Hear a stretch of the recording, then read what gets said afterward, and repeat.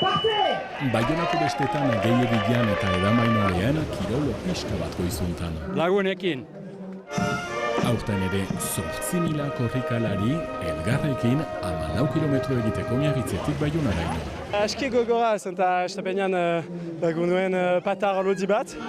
Aroketa fisikoa goiz-goizetik, orain bortzeguneko proba dator. Bigarren kurtsa da hori.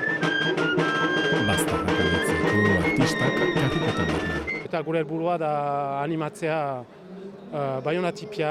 Tabernariak ere lanean buru belarri, jende zaui baino goizago agertuko zaie, igande arte langile gehiago ere bai. 14, bi talde. Talde bat egunaren zazpi eta beste bat gauen zazpi.